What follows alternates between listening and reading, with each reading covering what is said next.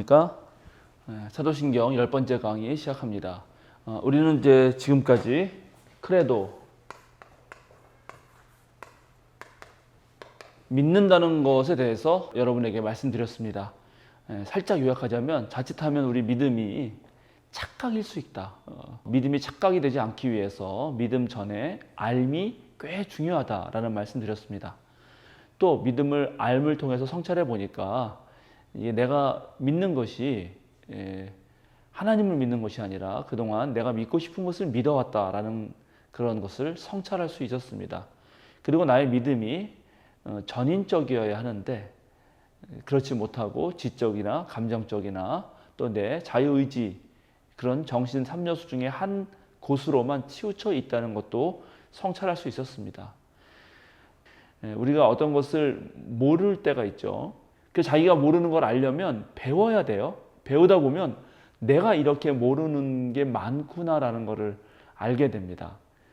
그래서 이제 알기 시작하죠. 배워 나갑니다. 배워 나가면은 그러면 조금씩 알미 늘어나면서 즉 지식이 확충되면서 상당히 속도 시원하고 또 기분도 좋고 보람도 느끼죠. 그러나 공부를 하도 해도 끝없습니다. 사실은 공부를 해보면 아시겠지만 얼마나 알아야 다 알 수 있는 것인가 하는 물음에 봉착하게 되고요.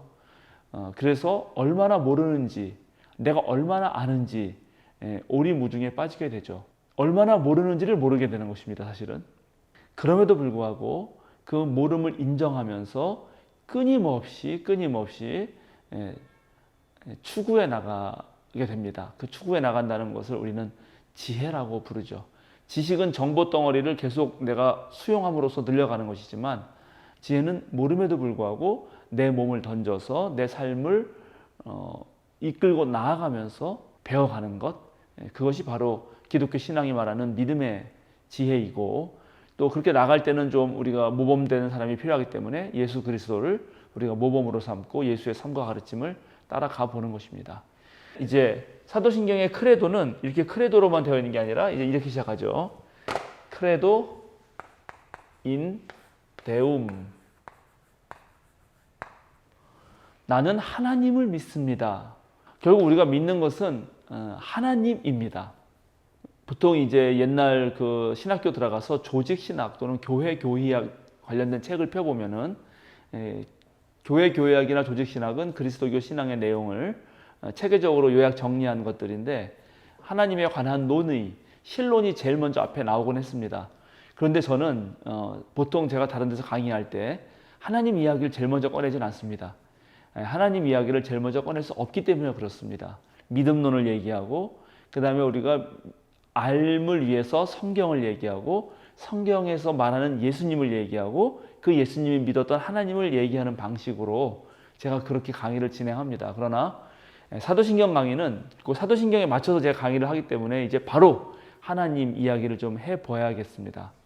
그런데 하나님은 고대, 중세, 근대 초반까지도 하나님이 계시지 않다라는 것을 말하는 사람은 거의 없었습니다. 하나님은 당연히 계시는 것이었습니다. 마치 수학의 공리와도 같은 것이었습니다.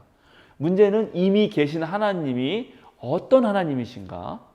어떻게 만나야 하는가? 우리가 어떻게 살아야 그 하나님의 뜻대로 살아가야 하는가? 이렇게 생각했죠. 그때 사람들은. 그러나 우리는 지금 근대 이후에 자연과학이 발달하면서 그동안 많은 이 자연 현상들에 대해서 그 설명을 하나님이 뜻하신 거라고 하던 것에서 근대에서 현대로 넘어오면서 근대부터 시작해서 이제 많은 것들을 자연과학이 설명하기 시작했습니다. 즉 이 우주 안에 내재해 있는 어떠한 원리들로 세상을 설명할 수 있게 된 것입니다. 이 자연과학의 힘이라고 하는 것은 그야말로 위대합니다. 옛날에 홍정수 교수님이라고 감리교에서 신학을 가르치시던 교수님의 배짜는 하나님이라는 책에 보면은 이런 이야기가 나옵니다. 초등학교 들어가기 전에 어떤 아이가 길을 가다가 갑자기 소나기가 쏟아지면서 천둥 번개가 치면 그게 무서우니까 자신도 모르게 나무 밑으로 가서 이렇게 피한다. 그런데 그 아이가 초등학교 들어가서 1, 2, 3, 4학년에서 이제 고학년이 되어서 과학 시간에 나무 밑에 들어가는 것이 오히려 더 위험할 수 있다. 낙뢰를 맞을 수 있기 때문에. 그걸 배우고 나면 아무리 비가 오고 천둥번개가 쳐도 이제 그 뒤로는 나무 밑으로는 숨지 않는다라는 그런 이야기가 하나 나옵니다. 그러면서 오늘날 하나님이 그 나무처럼 되었다. 그렇게 말씀하시거든요. 이제 현대에 들어오면은 이 자연과학의 그런 위대한 발견과 또 발전 덕분에 그 때문에 더 이상 하나님이 뭐 있다 없다가 중요한 게 아니라 더 이상 하나님은 우리에게 유용하지 않다라고 말하는 그런 시대가 된 것입니다. 이것을 극명하게 보여준 것이 바로 니체가 말한 그 유명한 신은 죽었다라는 한마디입니다. 니체가 신은 죽었다라고 말할 때 뭐랄까요, 문자 그대로 죽었다는 말이라기보다는 21세기를 사는 현대인들에게 과연 하나님이 어떤 의미를 가질 수 있느냐, 실제로 실질적인 의미가 없지 않느냐, 그런 말들을 하기 시작했다는 거고, 또 실제로 많은 현대인들은 더 이상 신과 상관없이 인간의 능력으로 인간의 지식과 정보와 인간의 삶의 방식과 문화로 그렇게 살아갑니다. 그런 상황에서 우리는 하나님을 말해야 되는 것이죠. 그런데 제가 오늘 매우 중요한 사실을 하나 이제 말하려고 하는데, 하나님을 말한다는 거. 그래서 저 같은 사람이 공부한 학문을 뭐라고 부르냐 하면 하나님을 말한다. 그래서 한자로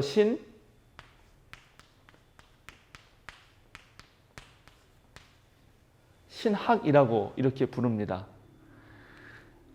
옛날에 이렇게 신학이라고 쓰면은 우리가 수학은 수에 대해서 공부하는 거죠. 뭐 지리학 하면 이 땅의 이치에 대해서 배우는 것이죠.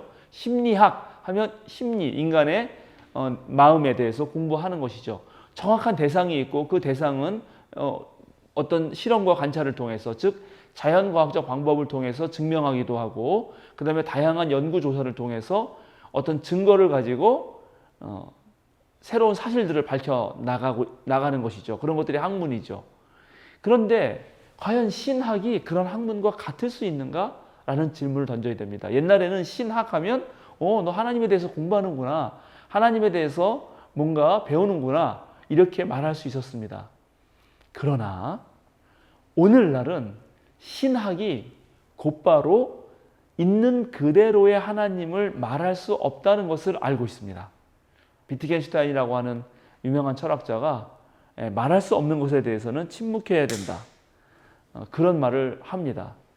논리철학 농구라는 책에서 맨 마지막에 그러므로 우리는 말할 수 없는 것에 대해서는 침묵하지 않으면 안 된다, 이런 유명한 말을 합니다. 그리고 노자 도덕경이라는 책에도 보면 1장에 도가도 비상도, 명가명 비상명 이렇게 시작하죠. 도를 도라고 말할 수 있으면 늘 그러한 도가 아니다. 이름 지을 수 있다면 그것도 늘 그러한 이름일 수 없다. 하나님이라고 하는 대상, 우리가 지금 학문의 대상으로서 배우겠다고 하는 대상으로서 놓는 하나님은 다른 학문의 대상과는 달리 말할 수 없는 것에 속하는 것입니다.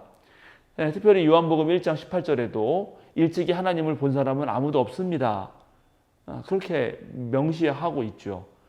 즉 하나님은 인간의 언어인 저 학에 잡힐 수 없기 때문에 그렇습니다. 그래서 제가 여기 이렇게 신학이라고 썼지만 이렇게 붙였으면 안 되고, 여기에 이렇게 딱 대시를 거줘서 저희 지도교수한테 배운 거기도 하고 저도 동의하는데, 신과 학은 엄청난 거리가 있다는 것입니다.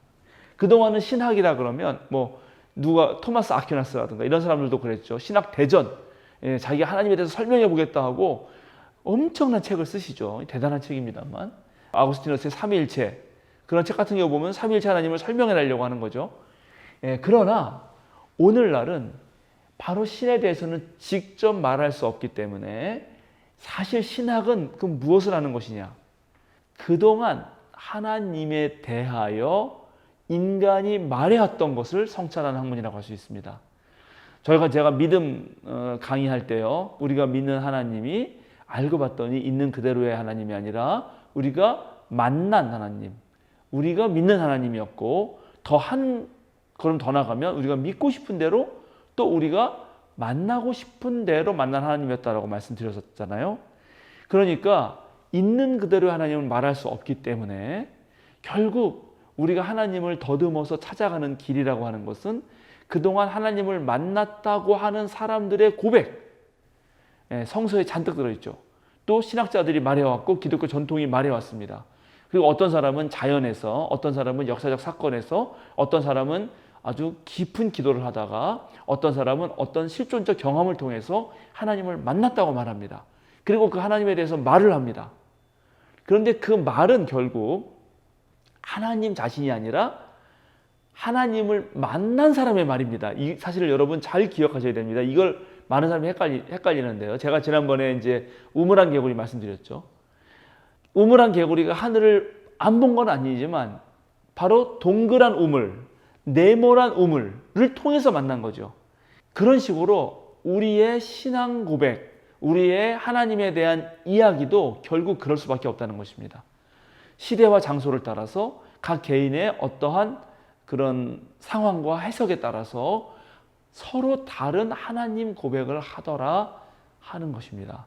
그래서 이제 20세기, 21세기에 지금 진행되고 있는 현대신학이라고 하는 것은 있는 그대로의 하나님을 말한다기보다는 그동안 하나님을 만났다라고 말했던 사람들의 언어를 성찰함으로써 그 언어가 갖고 있는 삶의 의미가 오늘날 21세기를 사는 인류에게 또는 모든 생명체에게 유의미한 하나님 고백이었는가를 성찰하는 것입니다. 자, 그래서 오늘 이 하나님 관련된 첫 번째 시간에 여러분에게 말씀드리고 싶은 것은, 자, 그동안 하나님과 관련된 모든 말은 하나님 그 자체의 것은 아니다. 결국 그것도 인간의 언어 속에 담긴 하나님이었다라는 것입니다. 그 사실을 여러분 잊어버리면 안 됩니다. 그것을 가장 명확하게 보여주는 사건이 바로 출애굽기에서 모세가 야훼 하나님의 이름을 묻고 하나님이 모세에게 자신의 이름을 얘기해 준 것 같으면서도 사실은 얘기해 주지 않은 출애굽기 3장의 이야기입니다. 바로에게 가야 했던 모세는 하나님께 당신의 이름을 알아야 내가 바로에게 가서 바로가 섬기는 신과 대결할 것 아니냐라고 묻는데, 그때 야훼 하나님은 모세에게 에흐예 아시에루 에흐예 이런 식으로 대답을 해주십니다. 그거는 내가 있을 곳에 있겠다 이렇게 말한 것입니다. 네가 나의 이름을 물었지만 나는 너에게 이름을 알려줄 수는 없고 너가 어디든지 가면 내가 그곳에 있겠다. 나는 있을 곳에 있을 테니 걱정하지 말고 가라. 이렇게 이해하는 것이 가장 신학적으로 또 타당한데요. 그 말은 당연합니다. 하나님이 어떤 이름으로 규정 지은다면, 노자가 말한 것처럼 어떤 하나의 이름으로 규정 지을 수 있다면 그것은 더 이상 하나님이 될 수 없습니다. 그것은 무엇인가로 규정될 수 있는 다른 존재자들과 동일해지기 때문에 그렇습니다. 오히려 하나님은 그런 사물들, 존재자들 중에 한 분이 아니라 그 모든 존재자들을 존재하게끔 하는, 모든 생명체들의 삶을 유지하게 하는 그 근원에 계신 어떤 분이시기 때문에 그렇습니다. 이런 식으로 우리가 하나님에 대한 이야기들을 한번 정리해 나간다는 거죠. 그게 신학입니다. 그런데 많은 그동안 그리스도인들, 종교인들이 하나님을 어떤 존재하는 것과 동일시한 그런 역사가 있습니다. 성서는 그것을 우상이라고 그렇게 명했었죠.